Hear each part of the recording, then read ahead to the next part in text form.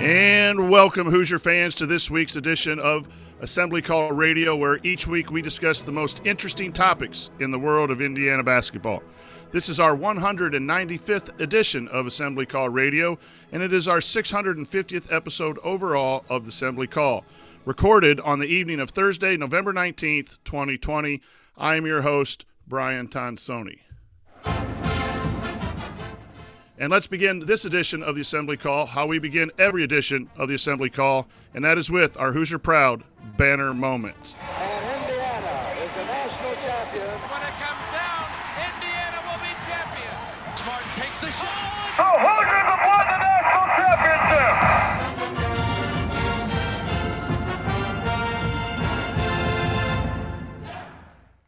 This week's banner moment is a call to remember something special.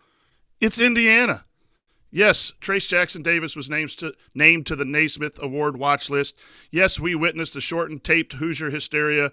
And yes, we saw the release of the Big Ten basketball schedule. All interesting Indiana news. But I remind you, it's Indiana. As Hoosier fans, we love our basketball, we love Assembly Hall, and we cherish our banners. We support a number 9 ranked football team, a number 15 ranked women's basketball team, a national championship soccer program, a top-level baseball team, and all the other sports on campus. We as fans support the motto, 24 sports, one team. We wear the candy stripes, we buy Bison sweatshirts, and we celebrate on Kirkwood Avenue. We are blessed with the voices of Don Fisher and Greg Murray calling the action. We sink the biz. We sing the alma mater loud and proud, and we root like hell. It's Indiana. So a new basketball season draws near. It's time to cheer a dunk from TJD, question the sub-patterns of Coach Miller, ask why we stay too long on ball screen hedges, but appreciate a good shooting effort and love us some Hoosier toughness. It's time to beat Ohio State in football, and it's time for all of us to be back in Assembly Hall. Well, at least virtually. Remember, it's Indiana.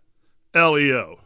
Okay, and now let me esteem my co-host for this week's, one of my co-hosts for this week's show. You'll have fun. The Hoosiers make the tourney again. Fun. Yes, you'll have fun. The Hoosiers make the tourney again. Fun. To my left, Fun. it is the famous Andy Bottoms. Andy, what's on your mind this week? Well, I mean, the schedule news is the big one from a basketball perspective. I know we'll get into that. You didn't get the most favorable of Big Ten draws as you go through, but I think it'll all be a good test for this team, and remains to be seen. Focusing a lot on the home road, it remains to be seen how much of a factor that really is this year. But as you mentioned, just a lot of great things going on from an IU sports perspective.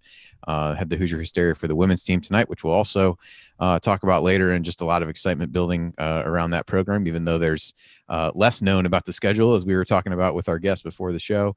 And then from a football perspective, big game against Ohio State over the weekend, and a really good piece that I retweeted earlier that I know a number of other people have as well, from John Blau, just talking about Tom Allen and some of the things that he's done to motivate players as he was coming up, even as a high school coach. Just a really good read about the kind of guy that Coach Allen is, and maybe they can shock everybody over the weekend. But like I said, a lot of good things going on in the IU sports world, and looking forward to hitting on a number of those tonight.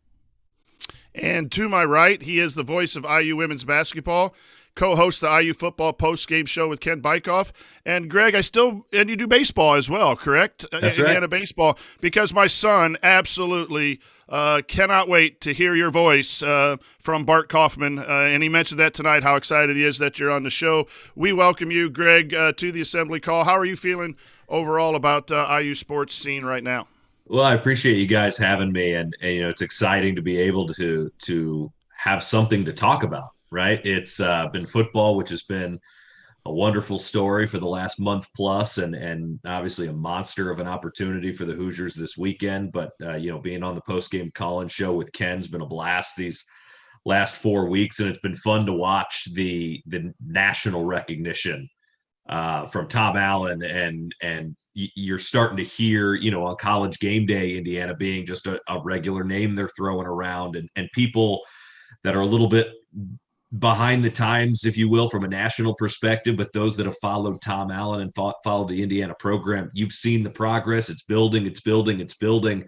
Now it's fun to see that on a national perspective. So a huge game this weekend and a huge opportunity the rest of the way for those guys. And then, before I hopped on with you guys tonight, it was really the first time I've sat down to prepare my broadcast spotting board, which just as a broadcaster is so much fun. It's such a just such a relief that it's here, and Andy, you mentioned it for the women's side. The men's schedule came out. The women is still much more of a question mark on who and when they're going to play, but I know it's coming soon. And so I was able to put together my spotting board. So it's just getting that itch again. It's starting to feel like basketball season, which here around Bloomington and in this state is a time unlike any other. Yeah, it's time. It's been a long time, and in March, the seasons for both the women and the men ended so quickly. So here's what we're going to talk about this week. The men's schedule came out, both the non-conference and then just recently the conference schedule came out.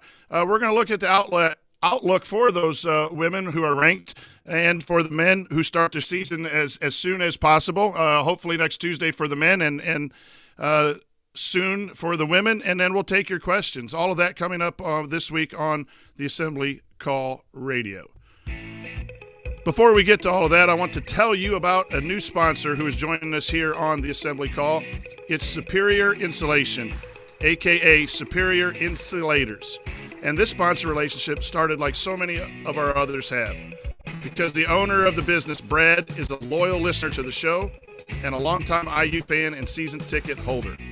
So with winter right around the corner, the timing is perfect to tell you about Superior Insulators and why you should consider giving them a call. What do Superior Insulators do?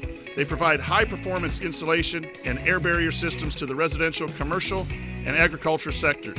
In other words, they help you live and work more comfortably by fixing drafty rooms, cold floors, and excess noise in your home and office, and they help you save money on your energy bills in the process. Yes, more comfort and more cost savings. That's a real TJD double-double right there. And just in case you're wondering about their track record, let me sum it up in one word: excellence. That's right. The Superior Insulators did all the air barrier systems and spray foam for the new IU Excellence Academy. Brad and his team also worked on the new football locker room, Marching 100 Hall, and many other buildings on campus, so they're kind of a big deal. And best of all for you, they have a special offer for Assembly Call listeners. You will get a $50 home field apparel gift card when you call and schedule an appointment in a qualifying area. They have 4 locations covering roughly the southern 2/3 of Indiana, plus the northern part of Kentucky. Just tell them Assembly Call sent you, and you'll get your gift card. So visit insulators.com to learn more and schedule your appointment. Then Brad and his team can help you create a healthier, quieter, and more efficient, energy-efficient home. That's insulators.com, insulators.com to learn more. And tell them the Assembly Call sent you to get your $50 home field gift card. And so, fellas, the men's basketball schedule came out. We kind of knew a week or so ago the non-conference schedule, and we'll hit on that real quickly here. But there's 7 games in the non-conference with the 20-game Big Ten schedule. A couple of traditional bye games in Tennessee Tech and North Alabama, teams that are projected at the bottom of their respective leagues, and a Power 5 matchup with Butler, who is probably in the bottom half of the Big East. And then you have the Asheville Classic, also formerly known as the Maui Classic, where Indiana could play some teams like Texas, North Carolina, scheduled to start with Providence, and then at Florida State in the Big Ten ACC Challenge. So, Andy, your thoughts on the non-conference schedule for the Indiana Hoosiers? I think the non-conference is a pretty good mix. As you mentioned, you've got those couple more traditional bye games, which really got squeezed out by the scheduling limitations. So you figure there's a couple wins there. I think Butler's a game that they should win. The at Florida State game is potentially a tall order, although they're replacing a lot of pieces. So maybe getting them early in the year is helpful, but maybe you assume you lose that one, and then you try to go 2-1 in Maui/Asheville, and you get to 5-2 in a non-conference schedule that's going to be pretty full of major conference teams, depending upon who IU ends up playing in Maui. So I think it's a it's a decent mix. The Tennessee Tech game gives you a chance to get your feet wet and see what happens, but not a lot of nights off, I would say, in general, and certainly the same will hold true as you get into the Big Ten portion of things. Greg, your thoughts as that non-conference schedule came out for the men's team overall? Yeah, I think it's important what Andy just referenced. You kind of just dive right in, right? It's been a really unique off season, and so everybody's non-conference schedule is going to be a little bit wonky. It's going to be all over the place. Some teams are going to maybe have a much more top-heavy type schedule. Others are going to, they're just trying to get games in, right? You're trying to schedule. You're trying to play all these games that we're looking at on the schedule. At this point, you hope they all happen in the time that they're supposed to and the travel that's in, so from the on the floor perspective, I think it's important just to dive in and see what you have. I think Tennessee Tech's a great way to start, and then you'll see some decent competition there at the Maui Invitational. It's weird calling it that. And then obviously the big task that is Florida State for the ACC Challenge. So that's always a great time. You end it with Butler into mid-December with the Crossroads Classic. So, it's a good mix of competition, and I find it hard to really nitpick on kind of what the schedule is just because of how odd and weird this year is. The fact that you have 7 games on the schedule before just the grind of the Big Ten comes around, I think will be good for these guys to see, where the bar's at when you get into league play. Yeah, it's going to be interesting. Andy and I are involved in bracketology too, to see the difference in scheduled games. Some team plays 17, another plays 22, depending on cancellations, or someone plays a complete 27. But the one thing I think the non-conference schedule does for Indiana, gives them opportunities to get some good wins. And the strength of schedule will be there for the Hoosiers when it comes tournament selection time. And then recently, the Big Ten schedule came out, and unfortunately, we don't play a round robin where we play every team twice. And so there's some imbalance issues at times with the schedule. And this year it seems like Indiana's Big Ten schedule, we got the tough end of the draw by who we play twice, according to preseason outlook.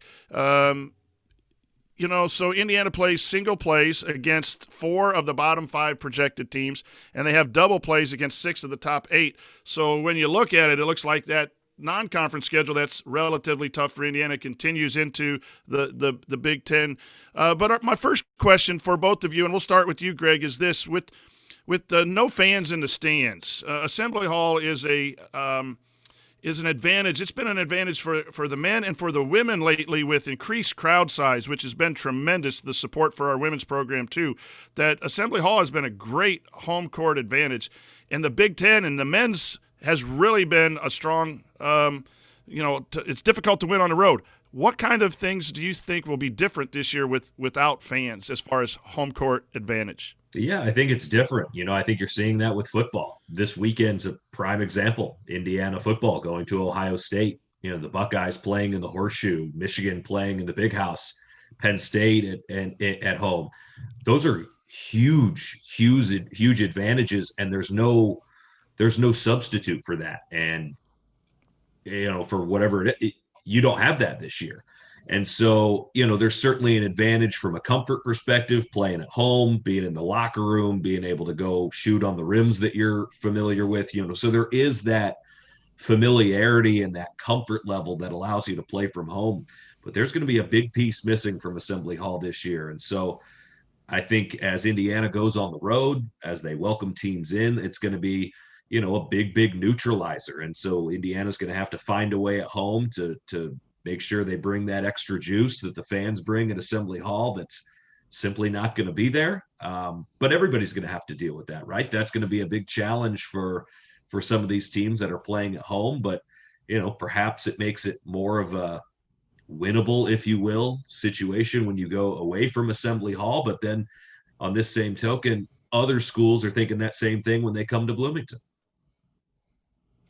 Andy, when the schedule came out yesterday, I know our group texted back and forth. Your initial thoughts, it does look like there's a chance to get off to a good start, but it's going to be a tough grind for Indiana in the Big Ten. Yeah, I think certainly on the surface it looks like it's difficult. You never really know whether these teams are going to live up to whatever preseason billing they have.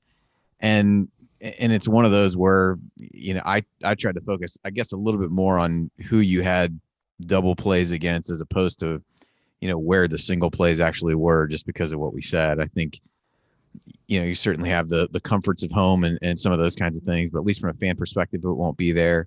I have no idea what some of these places are going to look like from a shooting backdrop standpoint when there's not fans behind the baskets and different things like that. You don't know what kind of impact that may have just from a depth perception and some of those kinds of things. So you really just don't know what to expect, but certainly on the surface, it looks pretty tough. As you mentioned, you do have a reasonable chance to get off to a good start. 3 of the first 4 are at home. Again, how much does that matter? But to me, it's more the fact that, that those home games are Northwestern, Penn State, Maryland, all picked to finish toward the bottom of the league. Now you've got a road trip to Illinois mixed in there as well, but at least you got a chance to get out of the chute pretty fast. But the middle stretch is really tough. I mean, you go Purdue at Michigan State, at Iowa, Rutgers at Michigan, Illinois and Iowa at home. So you've got a lot of games there against the teams picked to finish toward the top of the league, and all those games against teams that are at least picked to be in the mix for an at-large spot in the tournament. So that'll be a big, make or break stretch there. But win some of those first games, get some confidence, and the other thing you don't know, in addition to what teams are going to be like, is by the time you get to some of these games, what personnel are you going to have? What personnel is somebody else going to have? Who's coming back off of a quarantine or something like that? So it's all pretty surface level stuff at this point, because these games could take on a life of their own, dependent upon when you play somebody and who they've got available. So tough to say, but certainly at first glance, it's not the easiest in the world. Like a couple other teams with Michigan and Purdue were the couple that stood out to me that had a little bit easier way to go. And the way I'm looking at it too, from a bracketology perspective, it gives Indiana chances to get good wins, and who knows, with all the net and Ken Palm and all the things that have been traditionally used by the NCAA committee, they may simply look at with a variety of numbers, how many big wins did you have? Obviously you can't go 8-12 or something this year in the Big Ten, I think, and make the tournament, but playing the big boys can have a stronger schedule can really benefit in a year like this, that you have more chances for those wins instead of just piling up wins against teams that are inferior. So at least maybe that's just me being hopeful after looking at the schedule. Greg, I'm going to throw a little curveball in this, because I want to ask from an announcer's point of view. You're getting ready to call some women's games, and it'll be without fans. Have you thought about what that's going to be like and how weird that will be for you?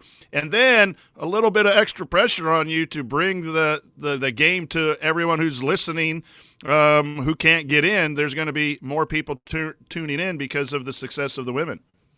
Yeah, obviously you wish that fans would be able to pack Assembly Hall, both men and women, but it doesn't look like it's going to be that. So from a radio perspective, I suppose a little bit more pressure on me to paint that picture. And same goes for Don, as the eyes and the ears and everything in between.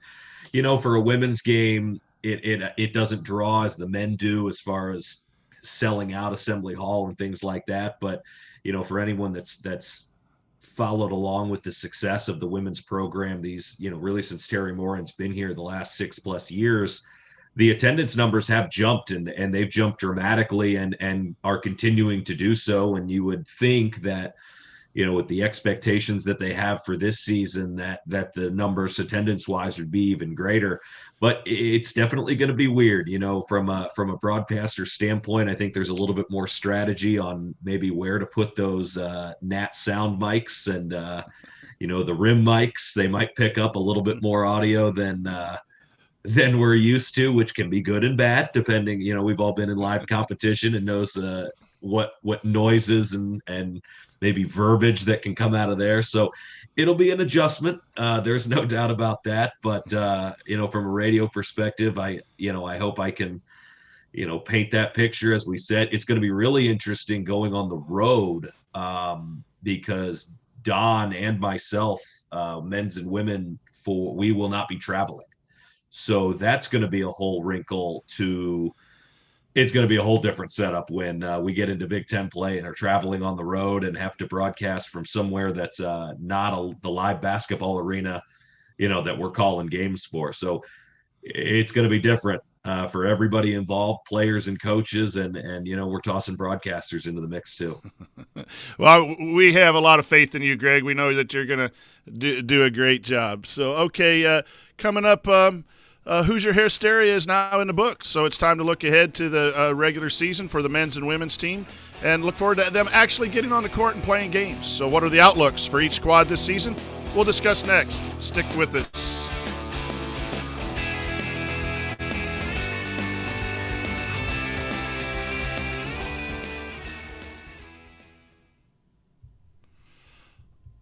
Okay, that does it for segment one. Greg, we do a little in between segment banner for our live listeners that are in the chat mob. So we spend a couple 2 or 3 minutes just doing some idle chat and preparing for the next segment. So that's where we're at right now. Hello, chat mob, everyone in there. Good evening. Good to see a good representation. Everyone looking forward to the game Saturday and also next Tuesday. Yeah, that was interesting. I was wondering what you guys would do for road games. I know they've talked to some of the Reds broadcasters here about doing that with baseball, where they would flip back to them in the studio for the road games and stuff like that. So that will definitely be a new experience for you, I'm sure. Yeah, we talked with Don, I guess a couple of weeks ago, trying to organize, where we're going to set up as far as where we can get video feeds from the other schools and get stadium sound and how it's all going to work. And, with some adjustments, the first few games I think are going to be very interesting, but, we'll get through it. And the goal is that if you don't know that we're not there, you'll think we're there. Yeah, there you go. Are you going to be able to get a wider view so you can see the whole court as opposed to sometimes what's on television is just maybe ball-centric, or do you need that? Or yeah, so I don't know this for, I guess, 100% fact, but some of the things that we've talked about is getting multiple camera angles, one that, you have a full view of the court at all times. You probably have whatever TV feed that if it's ESPN or it's BTN, whatever it is, we'll probably have that feed. But, of course, you might miss, if a basket on one end and then you have a foul in the backcourt. Well, oftentimes the camera's at angles following the player back down the floor, so you might miss that. So we hope with multiple camera angles, that'll just let us see as much as we can as we were, as if we were there. Are you going to have, I just popped to mind, an extra spotter watching those things and maybe feeding you stuff? I think at least on the women's side, I've run a one-man show for the 6 years that I've done it, and I know that's how it was before I got here too. So I'm going to have some technical minds there to make sure that the TV feeds are working and I'm getting the audio that I'm supposed to, the brains behind the operation. But then once we go, it's back to the one-man show. So I'll figure it out on the fly. Well, and Greg, I'm going to throw this out. My youngest son just graduated college, big IU fan, went to Indiana State, was a basketball manager, but loves Indiana baseball. And he just mentioned to me, "You're having Greg Murray on?" He goes, "That was the last voice I listened to the Cincinnati game that Friday when everything was called off. That was the last game until football here recently." And he goes, "That just kept me going through." He's a big nut. He wanted to say thanks for what you do, and we look forward to the women's broadcast with you, but also baseball. Yeah, I appreciate it. It's that was such a whirlwind of a week for everybody. But that's for me, that's the busiest time that I have because it's crossover for baseball and women's basketball. And then I'm trying to balance what hours of the day I'm going to be at what stadium doing, back and forth. And then are we going to travel for women's basketball for the NCAA tournament that was coming up, obviously. And then, you snap your fingers and then nothing's happening. So it just stops on a dime, but I appreciate the kind words. All right. You guys ready for segment 2? We're going to go right into the women's team. Greg, Andy, if you want to ask some of the questions or jump in, just let me know in chat. I threw a few in there, so do whatever you whatever you want me to do. It's fine. All righty. Here we go.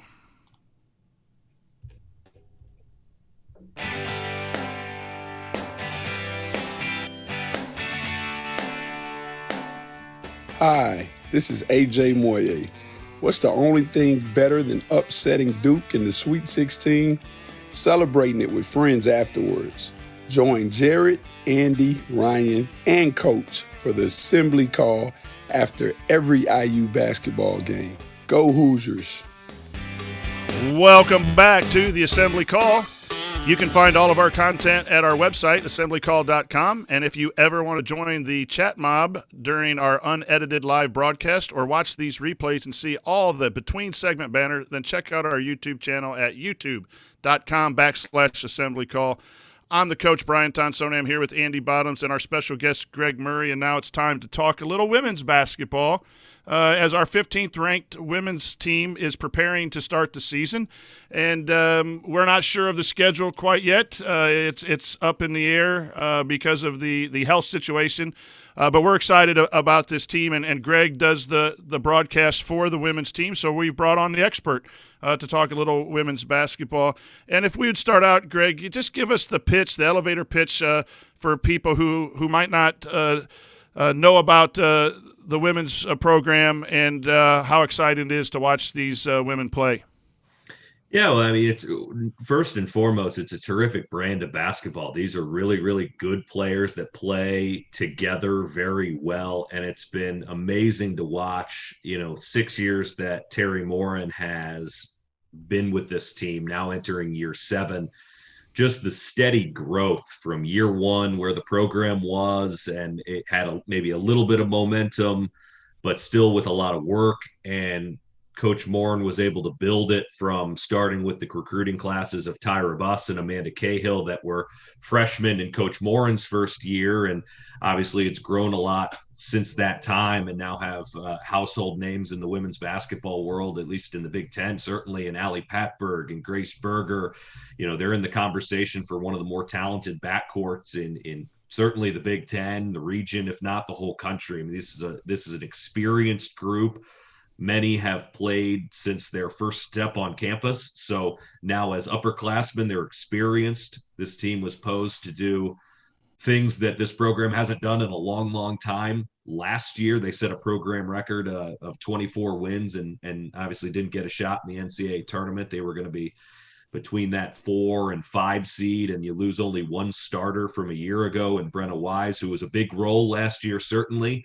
But those names I mentioned of Grace Berger and Jalen Penn and not the least of which Ali Patberg coming back, this team's going to be really special, I think, and should be a whole lot of fun to watch and follow along with all season. Yeah, it was interesting watching the Hoosier Hysteria video last night. They had a segment of it for those who didn't watch it where Coach Morin was mic'd up. And I mean, every missed shot, every rebound off of it was go, get out and run. So they do play an exciting brand of basketball, but also really, I think a number of people have said this. If you really want to watch, good fundamentals and things like that, the women's game is a great place to do that. I know we got the chance to go down for a game last year, and then subsequently watched a whole bunch of games with both my daughters who like to play, and it does give you a good understanding and perspective on the fundamentals and what they do, and Coach Morin does a really good job with that. So Greg, you mentioned a number of the players there, so this might be a difficult question to answer. With most of the roster back, as you mentioned, really outside of Brenna Wise, is there a player that you see maybe really making the leap from last year to this year? Two come to mind. I think Grace Berger, first and foremost, at that 2-3 guard position, she might be the most talented player. Coach Morin, in my conversations with her through the preseason and in our Hoosier Hysteria interview that we had where we sat down for a few minutes, has mentioned a few times that, more often than not in practice, Grace Berger's been the most talented player on the floor. She does things on the court that other players can't do. She has a terrific, consistent mid-range jumper. She's got good ball handling skills. She's continued to work year in, year out, now entering her junior season, but tried to improve that 3-point shot. but can create her own shot. One of those players that you can rely on late in game when you need a bucket. And then I'd go to a player that's going to start for a second year or is on the team for a second year, and sophomore Mackenzie Holmes, who's out of Gorham, Maine, who was more of the sixth player role in the post position coming off the bench last year. But I expect her to make a big jump from that freshman to sophomore year. I see her inserting now into the starting lineup, and I expect her to be in the conversation for an all conference type position. She was an all freshman team honoree last year and put up good numbers, a few double doubles, and certainly made an impact. But I know her conditioning has improved. She's got great hands and good ability to finish around the rim. And she's also gained the ability, according to Coach Moran, to step it out behind the 3-point line. She didn't even attempt a 3-pointer last year, but Coach Moran's talked a lot about her ability to use the three this year and the way that she's expanded her game. So I think what stands out about this team is that all 5 spots at any point in time during the game could go get you a bucket if you need to. And again, it starts at the point guard with Ali Patberg, but it can go to a guard spot with Grace Berger and Jalen, or in the post, Alexa Gulbey's a strong center or forward position, and then Mackenzie Holmes in there as well. Yeah, the Mackenzie Holmes thing was interesting. I listened to the interview with Coach Moran about her stepping out to shoot threes. So if that works well to go with her post move, just to go back to the fundamentals, she's one that really has good footwork in the post, and came in as a freshman and was able to really do well against tough competition because of that. So I know you were going to jump in, Coach, but I was just going to ask. There's a couple of newcomers on the roster that had set out as transfers that come from that have had good pedigrees in college game, playing at the University of Notre Dame with Danielle Patterson, and I'm going to totally butcher Nicole's last name, but she was A-10 Player of the Year before she transferred and sat out a year. So if you could help me with the last name, but what kind of impact will those two, after sitting out a year, transfer make for the women's program? Yeah, so and I'm not going to quite say it right because I don't know how to roll my N's yet, but out of Madrid, Spain, it's Nicole Cardaño Hillary, and that was the very American way to say that. But they had in the player introductions in the Hoosier Hysteria last night, the women's program had their parents video record them, introduce them, and Nicole's dad rolled it perfectly. So I'm going to rewatch that video as the season gets started so I know how to say her name properly. So she comes out in transfer, and she's interesting because, at least as we have it right now, she just transferred this last offseason. So it has not quite come out yet officially if she is going to be eligible this year or not. If she is, then I expect her to be a nice threat on the outside. She's a guard at 5'7", very experienced. She comes off as just a terrific scorer on the offensive end. And then, as you mentioned, Brian, in the front court, Danny Patterson, who comes out of Notre Dame, and Indiana's had some good luck with the Notre Dame transfer. Ali Patberg came a few years prior. So Danny's a terrific teammate.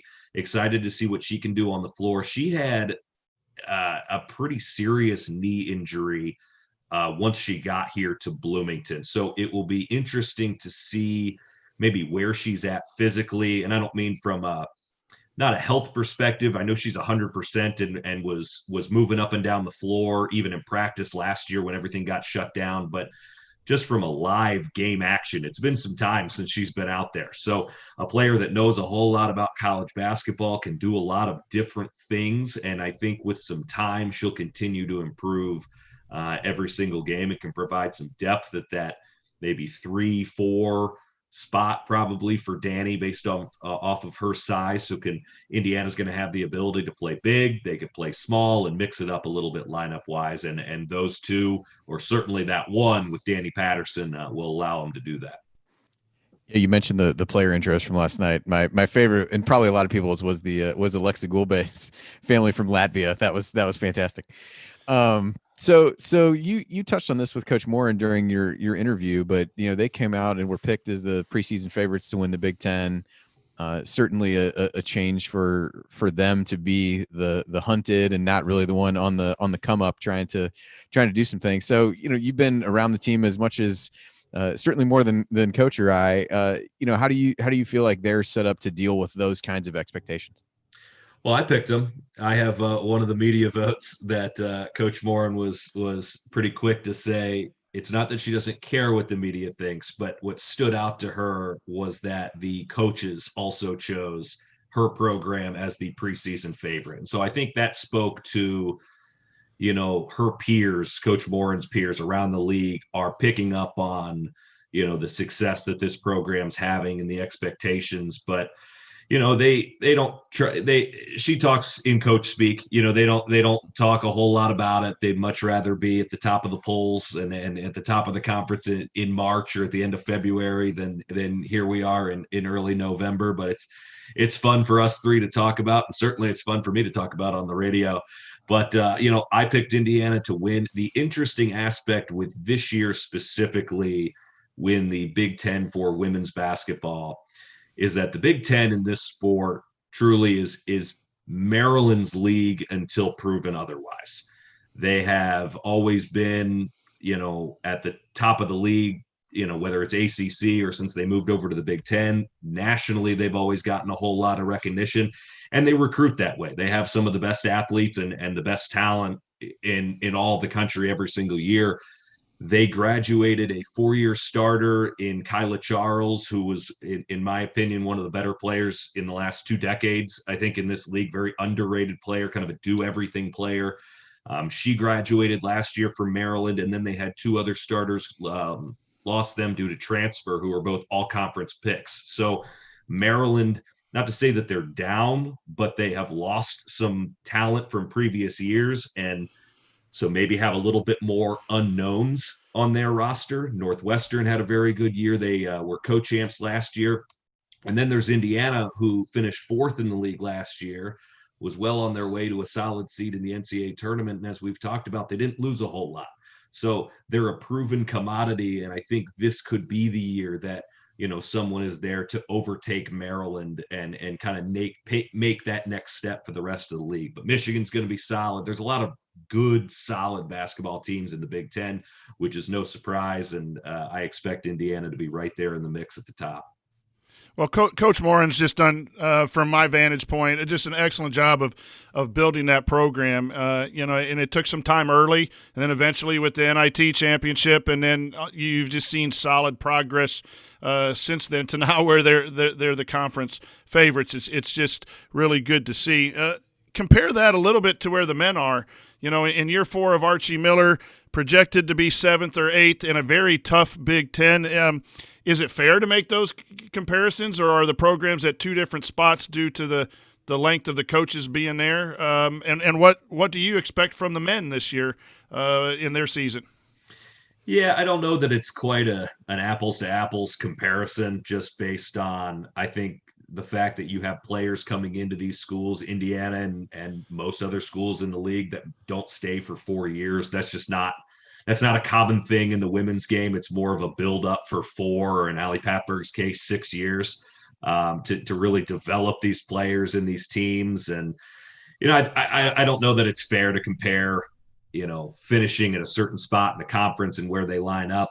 And as far as the men's expectations this year, I think obviously with Trace in the middle, the potential is high, but it's the Big Ten. I don't know how much of a difference there is from, maybe not 1 to 7, but that 4 to 7, you get in the mix where they're separated by a game or 2, and you upset 1 or 2 teams and you're right there in the mix towards the end. So the Big Ten is the Big Ten. It's going to beat you up for 2 months, 2+ months, however long it is, but for 20 games. And if you don't show up one night, you're going to get blown out the gym. And that, I think, is something you compare with from the women's game or the men's game. You got to bring it every night, and it's the Big Ten Conference. It helps you get that seeding for the NCAA tournament. It's got a great reputation, and, that's why it's the Big Ten. That's why we love it. Yeah, so kind of similar question to what we talked about with the women's team. Is there a player or 2 that you'd really look at on the men's side that really expecting to take a leap, whether it's a guy going from a freshman to sophomore or something like that? Anybody or just somebody you're really looking forward to watch? I've always been a big Jerome Hunter fan. I mean, he's a guy that I've always been, you're just kind of waiting for him to take off, and and have a breakout game. He's kind of been my guy that I've kept my eyes on for the years he's been here. Trace is as fun as anybody to watch. Rob Finney at the point guard spot's been fun to watch, just from I guess a day one starter. I'm a big fan of those guys that come in, make an impact right away, and you can just see the growth from one year to the next. So I guess off the top of my head, those are the three that stand out. And then of course, you have the veterans and that have been here for a lot of years that are hoping to maybe play one final season and kind of go out on a high note. So Greg, again, I'm going to throw another curveball because I'm fascinated by the work that you do as a radio broadcaster. A couple years back on the Talking Hoosier baseball podcast, I had the privilege of interviewing you. I think you were in Omaha for the Big Ten championship at that time, and we asked you about how do you prepare to call a game. And it was fascinating to me. I think you had different colored pens, if I remembered right, for certain things. And you talked about being excited earlier about getting your call sheet and your information ready. So we have a couple minutes here left in this segment. Could you share with our listeners how you prepare to call a basketball game and what that call sheet kind of the details of that? Yeah, absolutely. So I have two legal sheets of paper that I have, a roster, and it's filled out with their stats.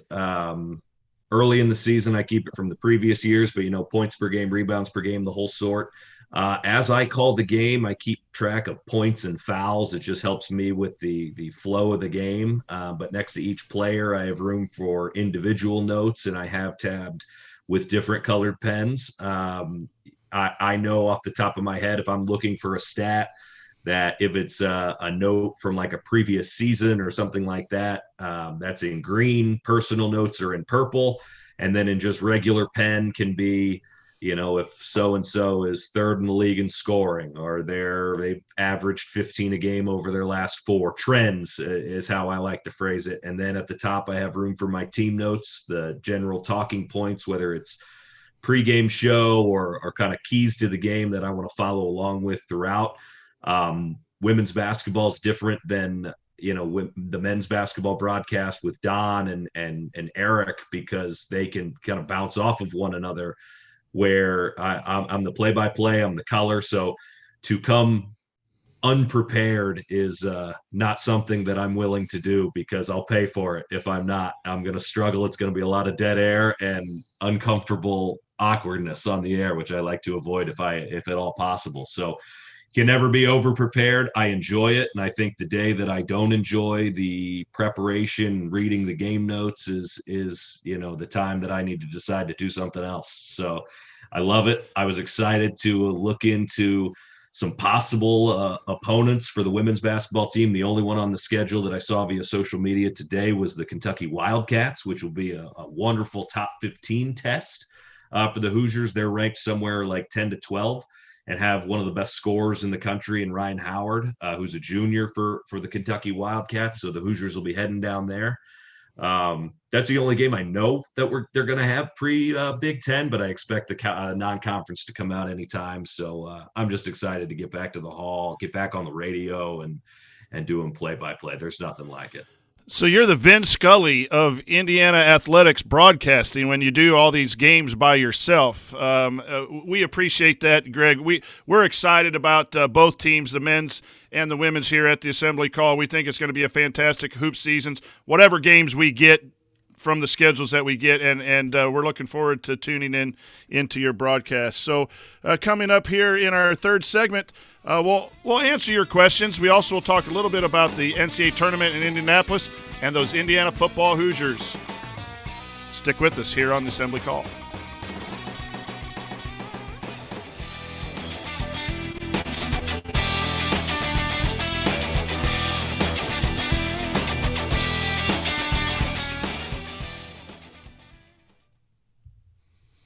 All right, we're just under 40 minutes, which gives us about 9 minutes for questions and football talk. I will tell the chat mob, if you want to stick around for a little AC After Dark, I took some notes off the clips that we saw in Hoosier Hysteria. I think there are a few tells from my coaching background to be excited about that I will go over that list with you as soon as we wrap up the official taping of that. Yeah, Jared was all disappointed in our text thread about what they showed, and then you got Coach doing film study over there and getting ready to do it. So it's I got beauty is in the eye of the beholder, right, Coach? You got gotta- a full page of notes off of the clips. Love it. So It's Greg, one of those things you're cursed, Andy. I'm doing this as a bracketologist too, but as a coach, I can never watch a game as a fan much anymore. It's always this action or they're guarding this way or whatever. Even when I'm just sitting down and watching, Villanova versus Seton Hall, you see it through the eyes, and you just wish you could just watch as a fan. And that's happening now with me in bracketology too. I'm watching, Richmond play St. Louis. I'm thinking the implications of the bracket instead of just watching college basketball. we've talked about that. When you get into conference tournament season, you're definitely rooting for somebody because you know which one is going to make more work for you later Exactly. than the other one. So I'm right there with you. So Greg, not just for a couple minutes here, not to turn this into career day, but just didn't know if you wanted to share a little bit with everybody, myself included, just kind of how you got into broadcasting and kind of your path to be doing what you're doing now.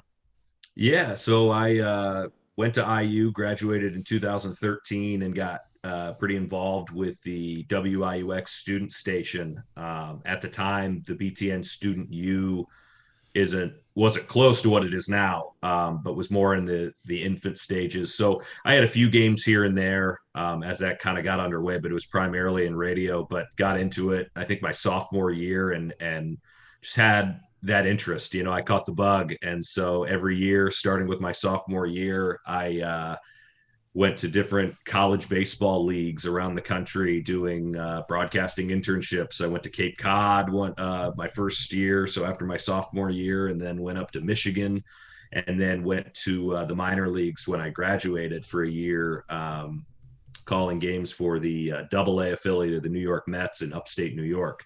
And then a little bit after that, came on down to Bloomington, came back and took over for baseball and women's basketball, and have done that for this is my 7th year of women's basketball. So my first full-time year was Coach Morin's first year, and then this would I don't know if we count last season with baseball as my 7th year, but it will be my 8th. There you go. So where is, for people who are looking to listen to the games, because I know I found myself in this situation last year, kind of scrambling. I think we were watching a game on TV, and I had to go pick somebody up from soccer or basketball, and I was trying to find, I was scrambling to find a place I could stream it on my phone, and I don't think I did a very good job. So for those who are interested with the women's season coming up, what's the best place to listen for people online? Yeah, so locally, if you're in Bloomington, it's the same station that you can hear football and basketball. It's 105.1 FM, Hoosier Country 105. But online, you can listen to that same station, but the online website is WHCC105.com. So we'll be there every game, road and away. As we spoke last break, the team will be on the road, but I'll be somewhere calling the game on some TV screens. I think we had a couple of 65-inch monitors at Assembly Hall that we can watch. So I think that's the plan right now for Don and I when the Hoosiers are on the road. But awesome. There will be radio. Awesome. You need someone to bring you some popcorn or something? I'd be more than happy to I might need sit something. there and bring you some popcorn and some stats or something. Yeah, my dad has offered to come just sit behind me every game. He just wants to watch. Yeah. Good deal. All right, gentlemen, we got about 10 minutes for questions. We're going to start with this. When IU, we'll do this for men and women. When Indiana will play a lesser opponent, what do you look for, and how is that different than when they play a more competitive team? Tyler asked that. I guess from a team perspective, what do you expect the team to get out of playing a lesser opponent, or what should we look like? And then let's talk a little bit Indiana football. And then we skipped in the first segment a little bit about the NCAA tournament being played in a bubble. Your guys' thoughts if that's going to be pulled off in Indianapolis or somewhere like that. And then we'll just freelance if we have any time left. But we got just under 10 minutes. And if you're in the middle of talking, Greg, and you hear this. That's it. We're done. No more questions. That's our co-host who loves to interrupt, but he's not with us tonight. But that's how we signal that our time is up. So very good. you'll hear that. All right, here we go. Andy, I almost pulled that. I forgot to switch around. You not being a host, I almost pulled one of the. Who was that on? The Ron Burgundy, where you're just reading Ron Burgundy, where I was just reading. He'll read whatever you put up. Hi, I'm Andy. I'm Andy Bottoms, and along with me, I forgot to switch that up in the last segment. I think I did that one time on a host. All right, here we go, fellas.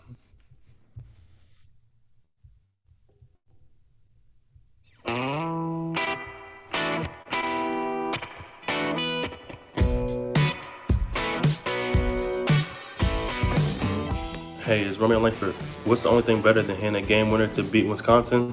Celebrate it with friends afterwards. Join Jarrett, Andy, Ryan, and Coach on assembly call after every IU basketball game. Go Hoosiers. Thanks, Romeo. Hope you're getting ready for your second season and everything's healthy. But I'm Brian Tonstone. I'm here with Andy Bottoms and our special guest, Greg Murray. Remember, you need to be subscribed to our email newsletter. We send out a weekly IU news roundup, even during the offseason, and after every game, we send out a detailed post-game analysis. Just text IU to 66866 or go to assemblycall.com. That's IU to 66866 or go to assemblycall.com. It's time now for our mailbag. All questions were submitted via our private IU basketball discussion community at assemblycall.com/community. And we're going to start with Tyler's question tonight. What are the main things that you look for when IU plays a lesser opponent? For the men, it's like Tennessee Tech. How is this different when they play a more competitive team? So, Andy, we'll start with you, and let's take it from the men's program. We'll go to Greg next for the women's program. What do you look for in playing a bye game or a weaker opponent versus a more competitive opponent? Yeah, well, I'll certainly look for you to jump in, even from a coaching standpoint, when we kind of swing it back around. But, I think for the Tennessee Tech game in particular, it's been a long time since these guys have played. I think it's just getting the rust off as much as anything. And I think as a coach, we've seen Archie and try to schedule, when you've got more of these bye games, try to figure out how do you get teams with some different styles that might present different challenges for your team. Either somebody that plays really small, somebody that plays really fast and presses a lot. You don't have the luxury of that when you basically have two of those kinds of games this year.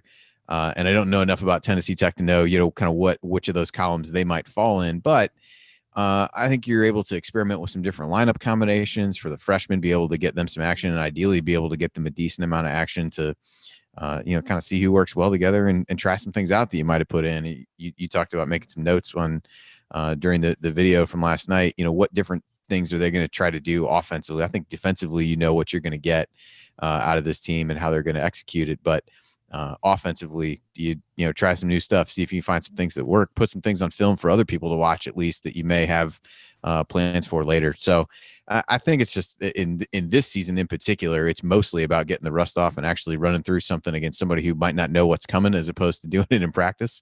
And really, it almost takes the place of what you normally do in an exhibition game, where you get some of those things out. And so I think that's why it's important to have a game like that at the as the opener. Greg, your thoughts from the women's program perspective on playing teams that you kind of expect to win versus those teams that are highly competitive? Yeah, I echo a lot of what Andy just said. I think this year in particular, it's just going to be good to see the teams out there on the floor again. But I think, you talk about what maybe we look for is the newcomers, how they impact the game, how they transition from the high school game to the college game, or how the transfers fit in.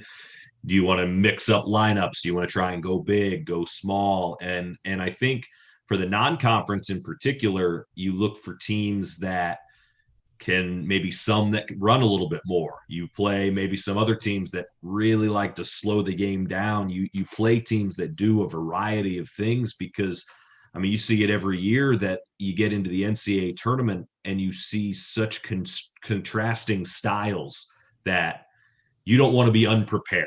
You want to see a little bit of everything throughout the regular season, though, so that even if you're not, fully prepared for it, you've at least seen a lineup like this, or seen a lineup that does whatever this team that you're playing against brings to the table. And then when you play the big teams, a good team early in the season in the non-conference, to me, it's just a measuring stick. I think that's the biggest thing I look for is, I mentioned earlier that IU women's basketball is going to play Kentucky. They're going to go down to Lexington and play them on the road.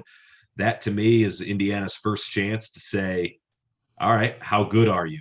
Where do you stack up against another team that's got, weekend 2 aspirations when it comes to the NCAA tournament? So that, I guess, are the big things that I look for when you're talking a smaller school, maybe that that you would expect to beat versus a team that is of a higher magnitude, if you will. Yeah, I agree with both of you. From a coaching perspective, it's also what do you do early in the season versus later when you play a lot more competitive teams in the conference. But you want to get things on film. Film study is a huge part of the game of basketball. It is at our level at high school. We had our high school scrimmage last night. We learned so much as coaches, and then when we have film session with our players, you learn so much when you get something on film. If you play a lesser opponent early, you can try out a lot of different things and figure out what you like. If you start out the season and you play tougher opponents, you've got to choose the things that are going to help you win. So the game planning is a little bit different. But again, Andy mentioned getting some players some playing time against some of those lesser opponents is very valuable in case there needs to be an injury or a role changing. But I think that's Tyler. The main difference between those two things. Let's talk a little bit of Indiana football as we have about three minutes plus left. Big game against Ohio State. Just a pleasure to watch. This might be the best team I've seen, and I've been a season ticket holder since 1985. Greg, your thoughts on the upcoming battle with Ohio State? Yeah, I mean, I think you're spot on. I think Indiana, weird season or not, I think they were ready to do a high level of football all season long. But playing at a high level and playing against Ohio State are not always the same thing. Usually they're not. Now, we talked earlier playing without fans. That's a factor in this game. This is not the same trip to Columbus that Indiana plays in years past. This would be not the first test by any stretch because Penn State they're not maybe as good as maybe we thought they were. Michigan, kind of the same deal, going through some trouble. You kind of know who Ohio State is. They have a quarterback that not many schools have. They have players in a lot of positions that not a lot of players have. But Indiana's going to give them their best punch. There's no doubt about that. They believe they're behind Coach Allen, and I know this game's one I'm looking forward to maybe more than I've been looking forward to a game in a long, long time. Andy, is competitive good enough, or are we holding out for a win here on Saturday? What's your feeling?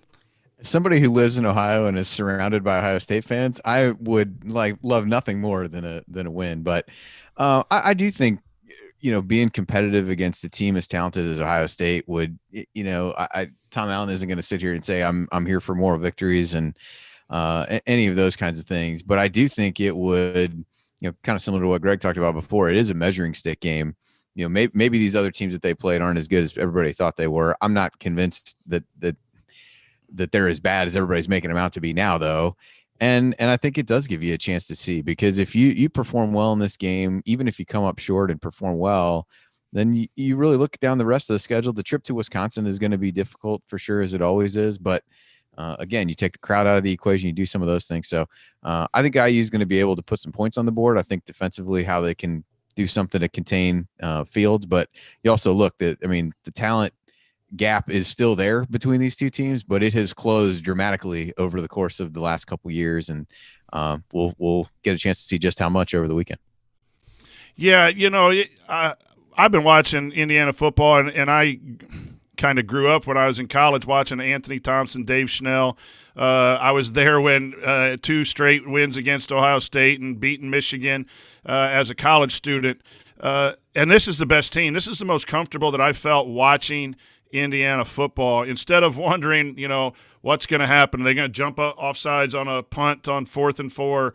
It's just like, okay, interception by Penix, the first possession. Okay, the defense will get it back for them. This team is talented. It's confident. Coach has done a great job. And you have to be realistic. A lot of teams going into Columbus will have a real tough task ahead. So I'm not going to predict anything other than we're going to get a great effort by the Indiana Hoosiers. We're going to see Tom Allen jump up and down and give high fives, and I think we're going to have an enjoyable Saturday afternoon, regardless of the outcome. That's it. We're done. No more questions. Well, that'll do it for this week's episode of the Assembly Call. We'd like to thank Greg Murray for joining us and talking about the Indiana's women's basketball program. If you want to see us do the live show, join us at assemblycall.com on Thursday nights for the live broadcast of our Assembly Call radio recording. Don't forget to go to assemblycall.com or text IU to 66866 to join our free email newsletter. Special thanks to Bob Thompson for producing most of the music you hear on the show, and thank you for listening. We'll talk to you again next Thursday night. Take it from me, Christian Waffle. Your elbows in and your eyes on the rim. Go Hoosiers. Thank everybody for coming out. All right, I got to get out of here, folks. Thank you. And that's a wrap.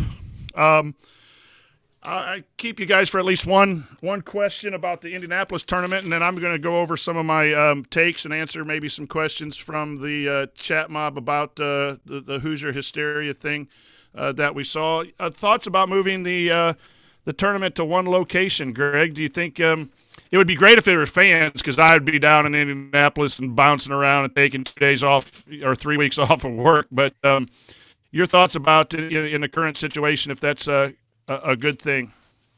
Yeah, I mean, the first thing is I think we all wish we could have been there. You hear Indianapolis and it's like, oh, that's great. Oh, there's probably not going to be any fans there. So it doesn't matter in that sense. But I think Indy is built for something like this. I think it's such a wonderful city to host big sporting events, from Super Bowls to, regular NCAA tournament weekends.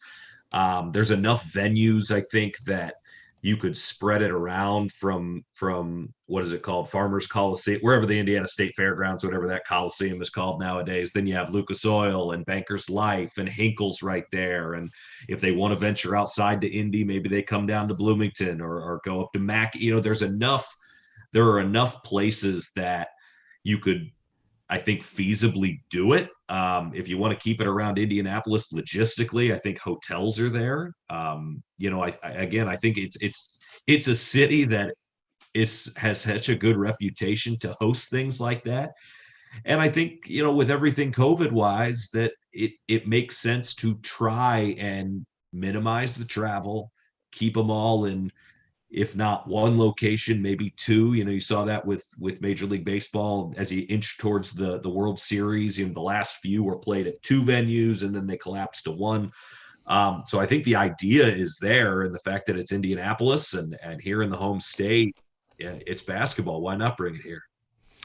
Andy, your thought? I'm hoping that maybe it lessens up and a little more media in, and Delphi Bracketology can get media passes like we have in the past, and all I got to drive is 40 minutes to Indianapolis. But your thoughts on that news breaking here? I think it makes sense. They can't afford, literally and figuratively cannot afford to not have the NCAA tournament for a second year in a row. So I think you have to come up with something that gives you the best chance of being able to have it go off without a hitch. And I think being able to be in a singular place that does have enough venues even within relatively close driving distance, that I think it makes complete sense to me.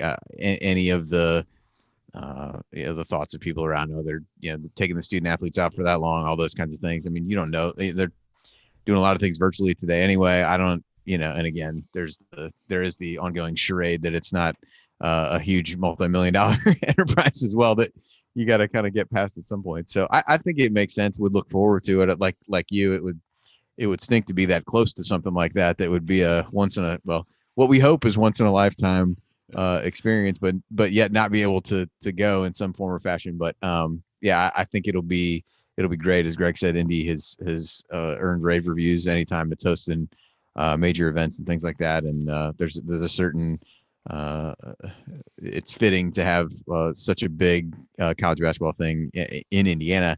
I think the one thing that I think the CBS podcast was talking about with trying to, could they use some of the high school gyms? I think the court not being as long might present some difficulties in that, but it would be pretty awesome to have at some of those, historic, high school venues. I'm just not sure that's necessarily feasible, but would be potentially interesting to even add that element to it as well.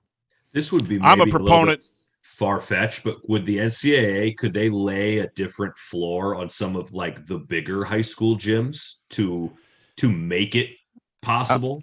I would imagine. I mean, as someone who knows absolutely nothing about whether that's possible, I would say sure. That seems feasible. I would think some of them makes sense to the extent that you have the space. The extra. It space depends on the baseline, permanent. maybe. The permanent baskets, how they're presented. Like at Newcastle, they have them in the ground. You're asking Newcastle to maybe move some baskets and stuff. Maybe the payday was enough that they could do. If you had the end bleachers on some, you could take those out and maybe extend it, but then you still had the I don't know what the – yeah, I think they could do that. That would be cool. I'm a proponent of moving the Final Four to Indianapolis permanently, like Omaha with baseball. The road to Indianapolis, basketball in Indiana. Let's just – we're doing it this year. Let's move it on. Gentlemen, thanks for a great show. I'm going to talk a little Hoosier Hysteria. You're free to stay, or you can sign off. If you want to listen to my kind of craziness, you can. And Andy, you can pipe in, or Greg, you want to pipe in, that's fine too. Or you're free to go get a midnight snack. But Greg, thank you very much. We really appreciate your work and your support of Indiana athletics. I appreciate it, guys. Anytime. All righty. Thanks, Greg. Y'all have a good one. Okay. All right, for those of you in the chat mob, I'll take any and all questions here, but here's my list, and Andy, you can jump in too and criticize me or whatever, but I did watch with the critical eye 2 or 3 times that 15-minute extravaganza called Hoosier Hysteria, and remember, I don't like Hoosier Hysteria anyway, but I was glad just to see something. In this downtime, I was glad to see something, and as much as I don't like videos, but here's some things I really liked. Cliff Marshall, the zero talent, I think that's really big. I know a lot of programs talk motivation and stuff like that, but energy and effort, those are things that are going to bring Indiana back, quickly. And I really thought the segment with Cliff Marshall was really impressive. And I think they showed that because they're introducing the freshmen in a different way by seeing them come in and their work ethic. I think Cliff Marshall does a fantastic job. I think you saw a lot. I think the other thing about that part too is, a lot of the times that this is a big recruiting event. And I think to the extent that you could take that out and show recruits, hey, this is the guy that we've got doing strength and conditioning, just how important a role that is, what these guys are getting into and getting at. Some of them are getting out of it already that quickly. Potentially you strip that part out and do it, where you got to at least try to have some recruiting flavor to it, or if nothing else, something that maybe is reusable that you could take from that. And basketball-specific training. And I love Cliff Marshall talking about staying low and getting low and some of the slides they were doing. And, again, every program has strength coaches like that. But when you have guys that are really invested and did it on their own and then coming into a college program, that's just an extra level. Geronimo's 3,100 power index, whatever he did there, was in elite company, and Cliff, the look on his face was exciting. And, yes, Jared, here is your drop that you asked for. Turn your butt cheeks on. There you go. Now you got the drop that you asked for on the Twitter. Cliff Marshall with Christian Lander. I'm not quite sure what that has to do with basketball, but I thought the Cliff Marshall segment was really interesting. I'm not for the if you had a twin sister stuff. I know that's more for the fans. But here's the thing I took from all of that. Did you see the comfortability of Al Durham? That shows a senior who's been through a lot of stuff. He was laughing and comfortable, and some of those guys are just like, what do I say? What do I do? Those are young guys. They're trying to figure out how to behave in this program. Al's just ready to go. And I think that hopefully none of this means victories. I cannot promise you. I'm not here trying to sugarcoat IU as the next national championship. Just things that I as coach, you look for. That senior comfortability, that senior leadership, I think, Al, that really came out to me.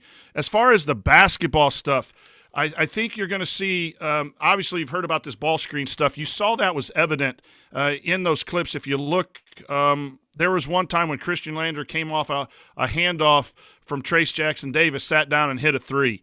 You're going to see more guard-oriented offense. Again, the ball's got to go in the basket.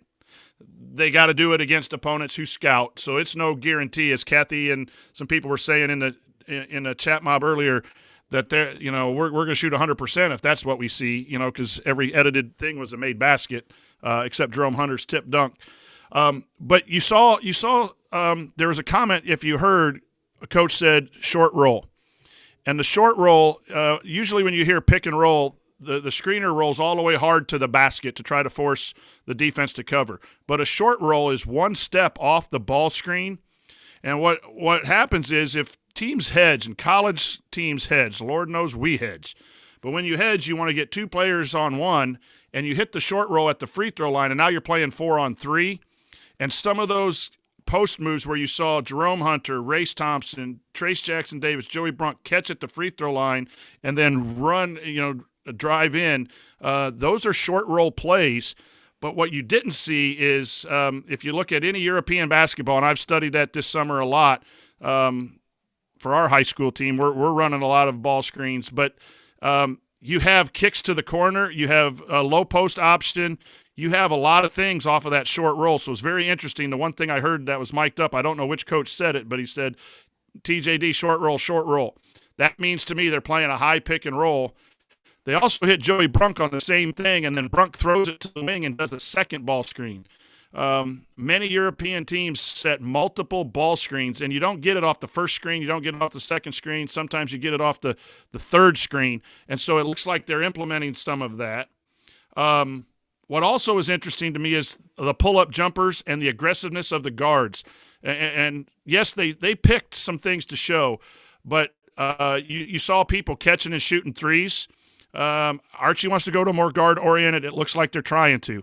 The aggressiveness of shooting, the pull-up game, even Rob Finnessy driving in, getting hit with the football dummy, shows me that they want to attack the lane north-south a little bit more. They still ran their double screen stuff. I saw a little bit of that. And then Trey Galloway, if you go back and watch it, he makes two incredible post feeds. So these rumors about Trey Galloway maybe starting, I don't know that they're true, but he makes two post feeds where I thought the post was guarded. I played him back in slow motion. There's a guy who's going to make his teammates better.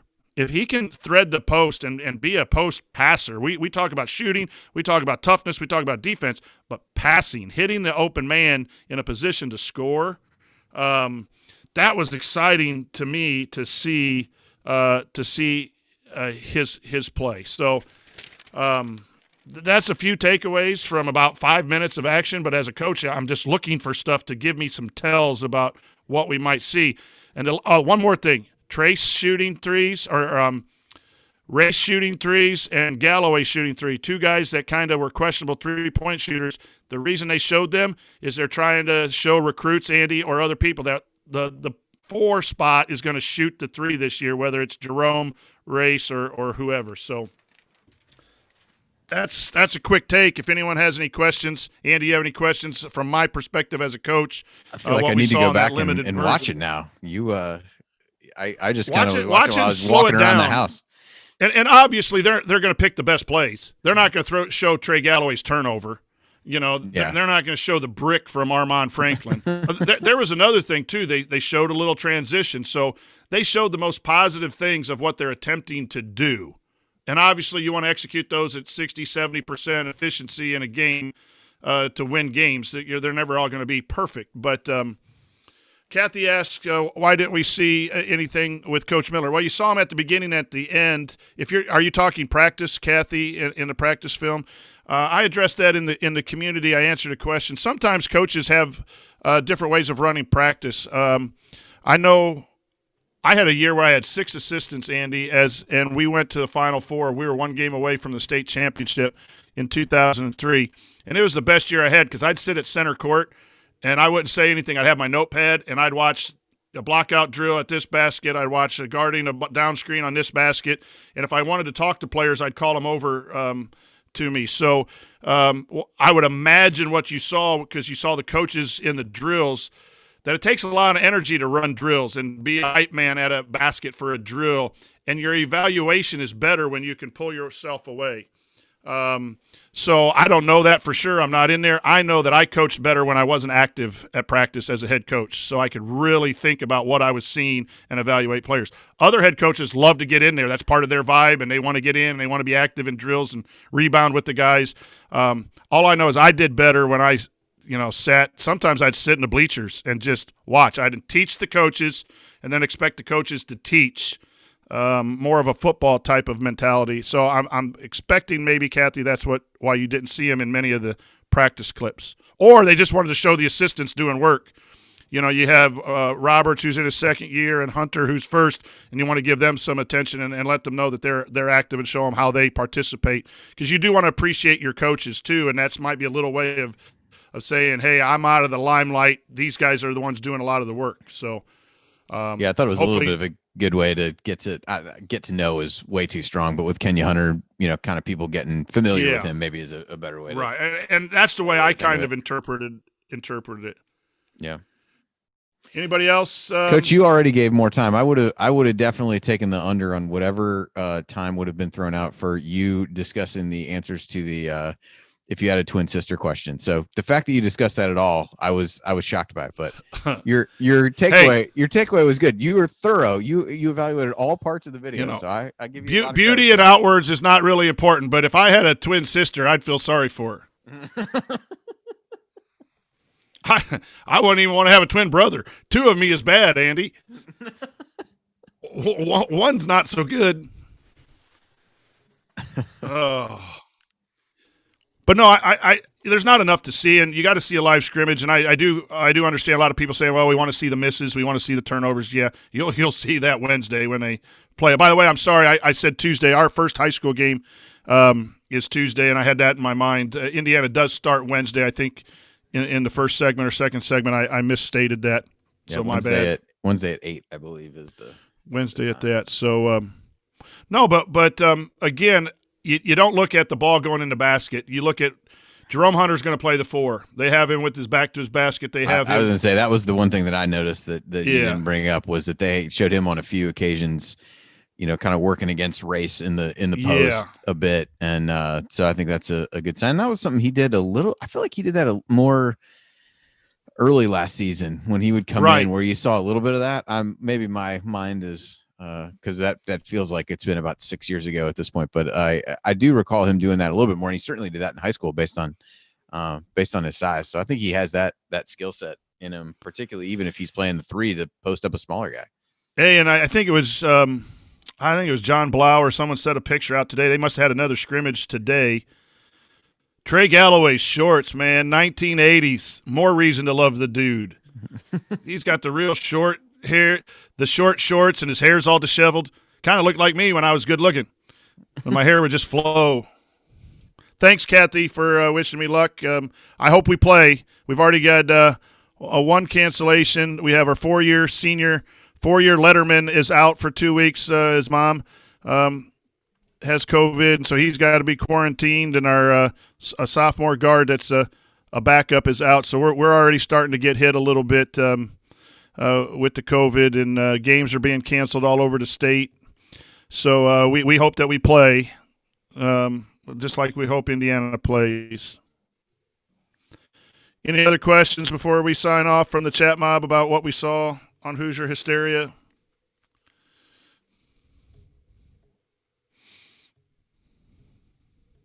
The other thing too, the Archie Miller thing, that some of the clips were a scrimmage, and what you do is you put one assistant on one end and another assistant on the other, and the coach then just again sits and watches and then evaluates film. Oh, it's Dustin. Dustin noted the shorts. My bad. I'm messing up all over the place. Hey, Andy, I'm pretty happy. I ran a smooth board tonight. It's always my nervous. Well I'm done. Mess up. Well done. It is not. Insulators is really hard to say, though. It really is. And then it sounds like, see, that's why the first time that I read it, I felt like I had to justify what I was doing so that people didn't think I was an idiot. But then, I know.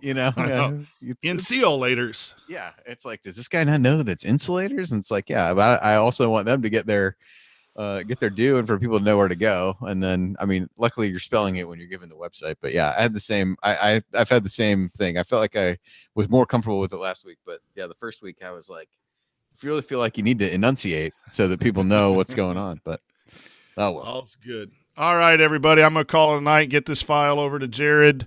Again, stay positive, stay healthy, be thankful. Thanksgiving next week. I'm thankful for the crew here at Assembly Call. I'm thankful for all of you Indiana fans who've come to tailgate. Those of you in the chat mob, It's a good community, and times like this, we need each other. So let's go win a game. Yep, absolutely. All right. Let's see. All right. I'd love to see one over the weekend. And that would be great. I can't even tell you, being around these Ohio State fans since we've lived in Ohio for however many years, man. Oh, I don't know if dare to Delphi. dream, right? I don't know if Delphi is ready for the reaction that I will display if we beat Ohio State. Hey, the chat mob might need to collect some bail money. Oh, nice. We'll put something together for you. We'll take care of you.